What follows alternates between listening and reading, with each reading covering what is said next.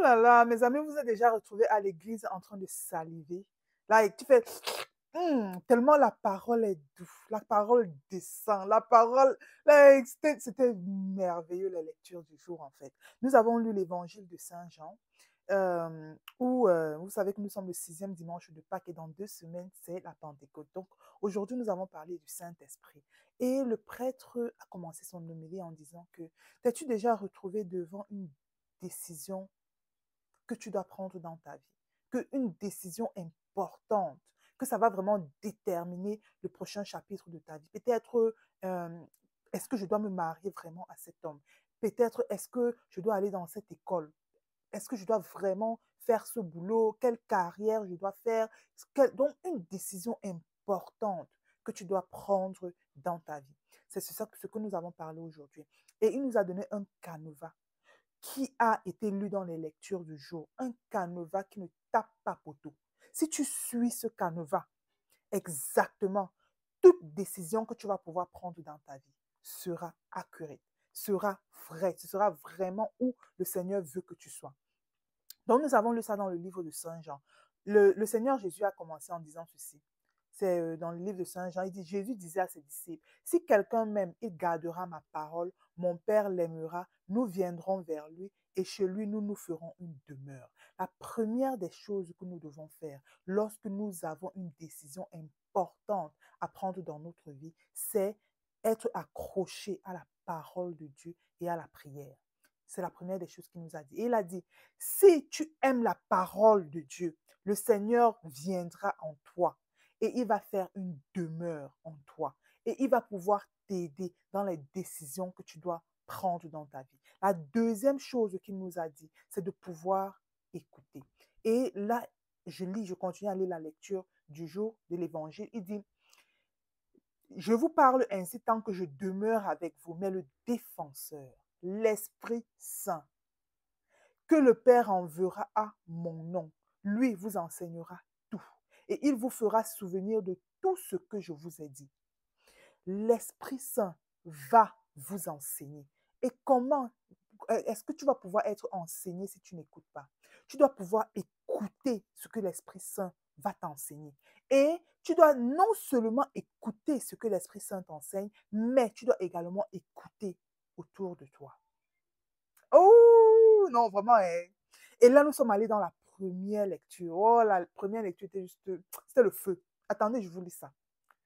Parce qu'il dit ceci, non seulement tu dois écouter l'Esprit Saint qui est en toi, qui demeure en toi, tu dois pouvoir l'écouter, mais tu dois également écouter ton environnement en fait. Tu ne peux pas être chrétien et ne pas avoir des personnes stratégiques dans ta vie à qui tu peux parler, à qui tu peux demander conseil. Donc, tu es chrétien et tu marches seul. Tu prends tes décisions comme si, si tu dois pouvoir prendre une décision importante, demande conseil, même à une ou deux personnes vraiment de stratégie. Et vraiment, c'est ce que les premières communautés chrétiennes ont fait. Écoutons alors ces premières communautés. C'était dans Actes des Apôtres. Le problème s'est posé où on se demandait, est-ce qu'il faut circoncire avant d'être chrétien? Je vous lis. En ces jours-là, des gens venus de Judée à Antioche enseignaient des frères en disant, si vous n'acceptez pas la circoncision selon la coutume qui vient de Moïse, vous ne pouvez pas être sauvés. Et cela provoquait un affrontement ainsi qu'une vive discussion. Vous voyez. Et qu'est-ce qui s'est passé? Jésus, en partant aussi, n'a pas dit que vous, comme vous voyez là, il faut être circoncis ou il ne faut pas être circoncis avant de croire. Non. Mais un problème s'est posé en fait. Vous voyez. Donc, la Bible là, la Bible que vous voyez ici là, n'enseigne pas tout. Le Seigneur Jésus n'a pas tout laissé. Non. Il n'a pas tout laissé. Voilà pourquoi, depuis les toutes premières communautés chrétiennes, il y a ce qu'on appelle des conciles. Ça, c'était le tout premier concile qui s'est passé dans l'Église. Et c'est là dans la Bible. Après ce concile-là, il y en a eu plusieurs autres conciles où les chrétiens, où des chrétiens, les anciens, les apôtres se réunissent et discutent sur des questions théologiques. Est-ce que le Seigneur Jésus, parce qu'avant, on allait directement voir le Seigneur Jésus pour poser des questions. S'il y a un problème, on va voir le Seigneur Jésus. Le Seigneur Jésus tranche. Mais là, le Seigneur Jésus n'est pas là en personne, mais il nous a laissé l'Esprit Saint. Donc, les anciens se regroupent, ils discutent entre eux. Ils réfléchissent entre eux pour voir si est-ce que cette décision est bonne, si cette décision est bonne. Et ils demandent l'avis du Saint-Esprit. Et le Saint-Esprit et eux tranchent. Et c'est exactement ce qui est écrit là. C'est écrit ceci. C'est écrit ceci dans la toute première l'Esprit. Que le Saint-Esprit et nous-mêmes avons pris la décision. Le Saint-Esprit et nous-mêmes. Les amis, quand vous êtes devant une décision importante que vous devez prendre, est-ce que cet homme est vraiment l'homme que je devrais épouser? Demande même l'avis de ta maman. Demande même l'avis je sais pas, d'une personne sûre. Est-ce que je dois partir dans cette école? Demande l'avis peut-être des personnes qui ont déjà fréquenté dans cette école. Demande l'avis. Ne prends pas des décisions que tout seul dans ton coin, tout seul, que non, le Saint-Esprit m'a parlé. Oui, le Saint-Esprit peut te parler, mais il parle également à travers tes frères et tes sœurs. Il parle également à travers ta communauté. Voilà pourquoi dans l'église catholique, oh, j'aime trop l'église catholique, parce que l'église catholique follow exactement ce qui est dans la Bible. Vous comprenez? L'église catholique, ce n'est pas que peut-être tu n'agrues pas avec une décision. Quand Pierre a pris cette décision, que le Saint-Esprit et nous avons décidé qu'on n'a pas besoin de la circoncision avant d'être chrétien, ça a été appliqué. Il n'y a pas que non, moi je n'aime pas la décision que Pierre a prise, je vais aller créer ma propre église. Non, it doesn't work that way. Ça ne marche pas comme ça. Vous comprenez? Ça ne marche pas comme ça. Là, c'était le premier concile. Et jusqu'aujourd'hui, il y a des questions théologiques qui se posent. Des questions théologiques qui se posent. Est-ce que nous devons croire à ci? Est-ce que nous devons croire à cela? Les anciens se regroupent, les apôtres se regroupent et ils discutent. Et le Saint-Esprit et eux-mêmes décident. Et ce qui est décidé, c'est ce qui est. Il n'y a pas de débat. Il n'y a pas de que non.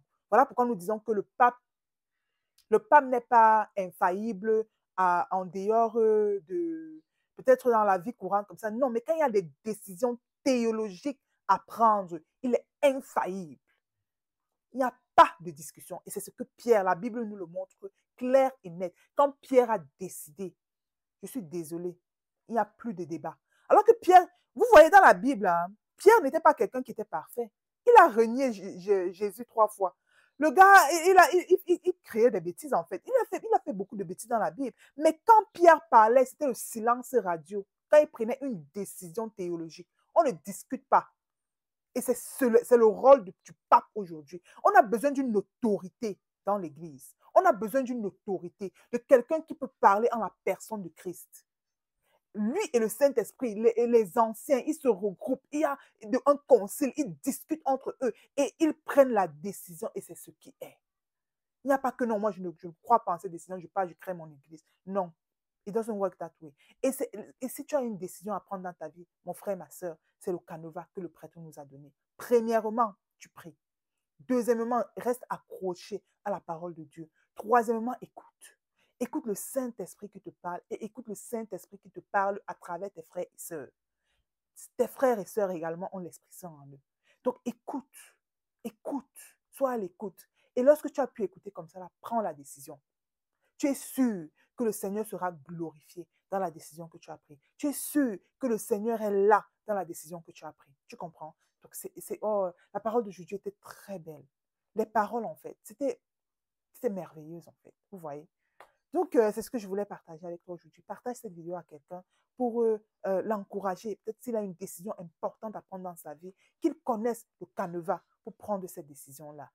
Abonne-toi à cette chaîne également. Voilà. Bon dimanche à vous. Bye bye.